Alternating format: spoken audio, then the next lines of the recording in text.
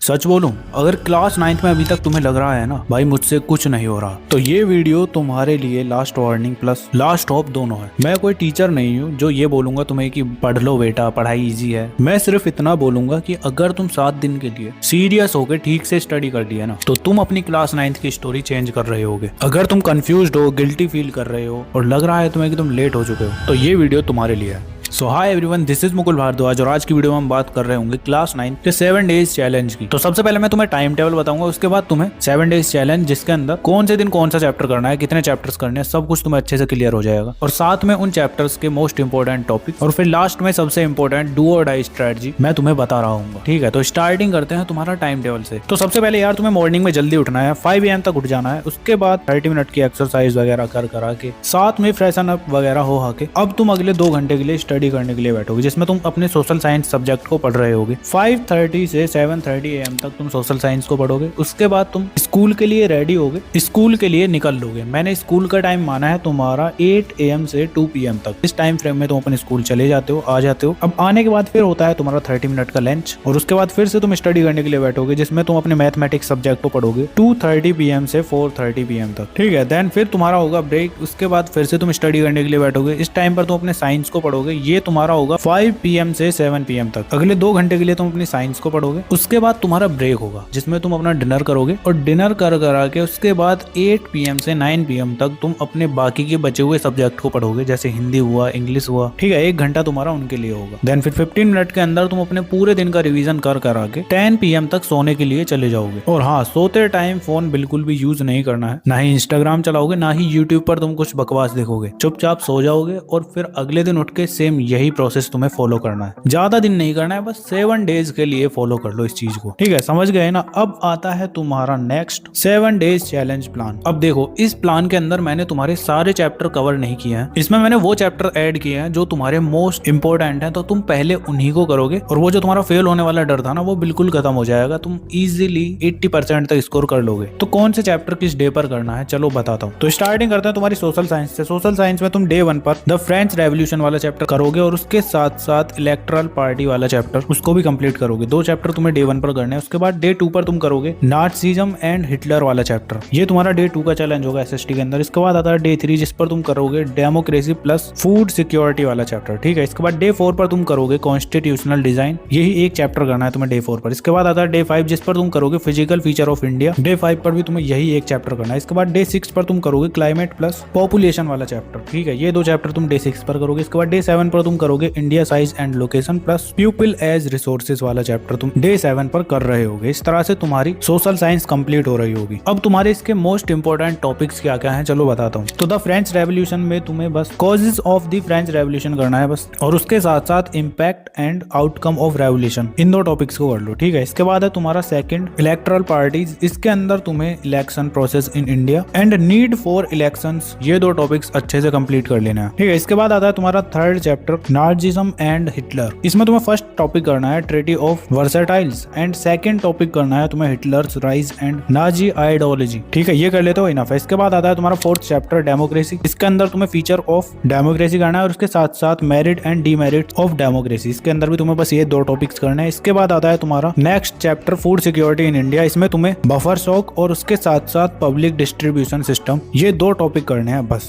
ठीक है, इसके बाद आता है तुम्हारा नेक्स्ट चैप्टर कॉन्स्टिट्यूशनल डिजाइन, जिसके अंदर तुम फर्स्ट टॉपिक करोगे मेकिंग ऑफ इंडियन कॉन्स्टिट्यूशन और उसके साथ साथ सेकंड टॉपिक की वैल्यूज ऑफ कॉन्स्टिट्यूशन। ठीक है, ये 2 टॉपिक करना है। इसके बाद आता है तुम्हारा next chapter physical feature of India, जिसमें तुम्हें फर्स्ट टॉपिक करना है major physical division and second topic करना है तुम्हें मैप वर्क। देन फिर अगला चैप्टर आता है तुम्हारा क्लाइमेट, जिसके अंदर तुम्हें सबसे पहले मानसून मैकेनिज्म को अच्छे से एक्सप्लेन करना है। उसके बाद सेकंड टॉपिक है तुम्हारा सीजन्स ऑफ इंडिया। ठीक है, ये 2 टॉपिक तुम्हारे बहुत ज्यादा इंपॉर्टेंट है इस चैप्टर के अंदर। इसके बाद आता है पॉपुलेशन। इसके अंदर तुम्हें पॉपुलेशन डिस्ट्रीब्यूशन फर्स्ट टॉपिक करना है और सेकंड करना है पॉपुलेशन पिरामिड। एंड फिर नेक्स्ट चैप्टर आता है तुम्हारा इंडिया साइज एंड लोकेशन, जिसके अंदर फर्स्ट करोगे तुम लैटिट्यूड्स एंड लॉन्गिट्यूड्स और सेकंड करोगे तुम इंडियन स्टैंडर्ड टाइम, ठीक है। एंड पीपल एज रिसोर्सेज वाले चैप्टर से तुम करोगे first topic human capital and second topic role of education and health. यही टॉपिक्स तुम्हारे इस चैप्टर के अंदर। तो सोशल साइंस का तुम्हारा कंप्लीट हो चुका है। अब आता है तुम्हारा मैथमेटिक्स, जिसके अंदर डे 1 पर तुम पॉलिनोमियल्स वाले चैप्टर को कंप्लीट करोगे, ठीक है। जब वो हो जाता है तो डे 2 पर तुम करोगे लीनियर इक्वेशन वाले चैप्टर को। देन उसके बाद डे 3 पर ट्राइंगल्स वाले चैप्टर को कंप्लीट करोगे। एंड जब वो हो जाता है तो फिर डे 4 पर तुम हेरोन्स फार्मूला प्लस प्रोबेबिलिटी वाले चैप्टर को कंप्लीट कर रहे होगे, ठीक है। इसके बाद डे 5 पर तुम सरफेस एरिया एंड वॉल्यूम वाले चैप्टर को करोगे। जब वो हो जाता है तो डे 6 पर तुम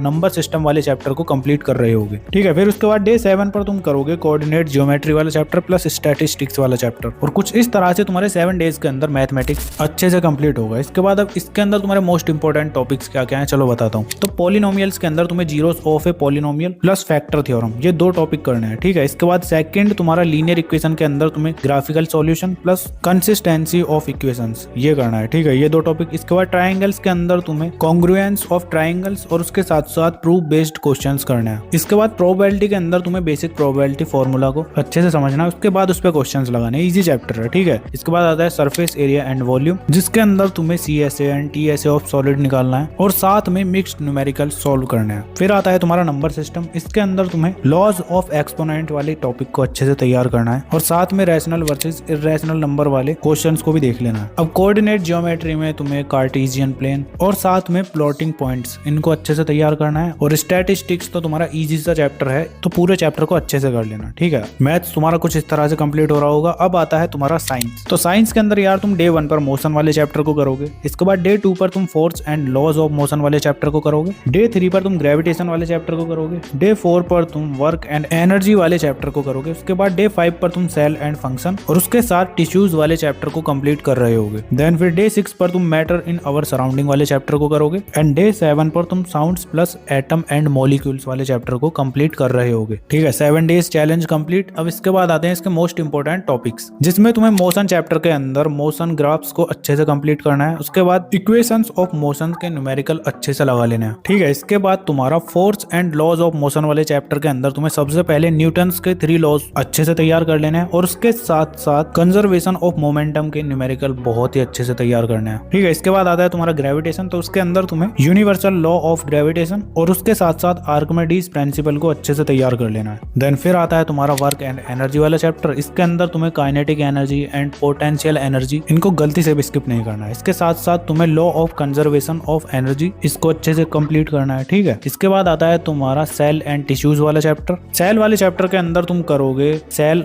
ऑर्गेनल्स प्लस फंक्शंस और उसके साथ साथ plant cell versus animal cell, इसके डायग्राम अच्छे से तैयार करना है, ठीक है। और टिश्यूज वाले चैप्टर के अंदर तुम plant tissues plus animal tissues वाले टॉपिक्स को अच्छे से तैयार कर रहे होगे। फिर आता है तुम्हारा मैटर इन आवर सराउंडिंग्स, जिसके अंदर तुम्हें 2 टॉपिक्स ही करना है। फर्स्ट है तुम्हारा इंटर कंजर्वेशन ऑफ स्टेट्स, इसके अंदर तुम्हारे जो न्यूमेरिकल होते हैं उनको अच्छे से तैयार करना है और उसके साथ साथ इवेपोराइजेशन। फिर आता है तुम्हारा साउंड्स वाला चैप्टर। इसके अंदर तुम्हें कैरेक्टरिस्टिक्स ऑफ साउंड वेव्स और साथ में इको एंड रीवाइब्रेशन वाले टॉपिक को अच्छे से तैयार कर लेना है। इसके बाद आता है तुम्हारा next chapter atoms and molecules, जिसके अंदर तुम्हें लॉज ऑफ केमिकल कॉम्बिनेशन और उसके साथ साथ मोल कॉन्सेप्ट वाले टॉपिक को अच्छे से तैयार करना है। इससे तुम्हारे न्यूमेरिकल पूछे जाएंगे ज्यादा, ठीक है। तो कुछ इस तरह से तुम्हारी साइंस भी कंप्लीट हो चुकी है। अब आता है तुम्हारा डू और डाई स्ट्रेटजी। तो इन चैप्टर्स को करने के लिए तुम्हें यूट्यूब की हेल्प लेनी है। यूट्यूब पर तुम्हें हर एक चैप्टर का 1 शॉट लेक्चर देखोगे और 1 घंटे से ऊपर का तुम्हारा लेक्चर नहीं होना चाहिए। उस लेक्चर को तुम 1.5x पर देखोगे। जैसे ही लेक्चर कंप्लीट होता है उसके बाद सेकंड है तुम्हारा NCERT एग्जांपल्स। जितने भी तुम्हारे NCERT के अंदर एग्जांपल्स हैं उनको तुम्हें सॉल्व करना है। जो क्वेश्चंस आते हैं उनको स्किप कर देना, जो नहीं आते उन्हीं को करना है। एंड थर्ड है तुम्हारा पास्ट ईयर पेपर्स। अपने स्कूल के सीनियर या टीचर से बात करो, अगर तुम्हें पास्ट ईयर पेपर्स मिल जाए तो उनको भी लगा लोगे तो तुम्हारे लिए काफी है, ठीक है। तो डू और डाई स्ट्रेटजी में तुम्हें ये 3 लास्ट मिनट हैक को फॉलो करना है। बाकी प्रीवियस ईयर क्वेश्चंस जानना चाहते हो तो मैं तुम्हारे लिए नेक्स्ट वीडियो अपलोड कर दूंगा, कमेंट कर देना बस, मैं बना दूंगा, ठीक है। और वीडियो पर अभी तक बने हो तो इस 7 डेज चैलेंज को एक्सेप्ट करने के लिए कमेंट करो चैलेंज एक्सेप्टेड भैया, ठीक है। तो आज की वीडियो के लिए इतना ही था, मिलते हैं नेक्स्ट वीडियो में। तब तक के लिए keep learning, keep studying and keep smiling.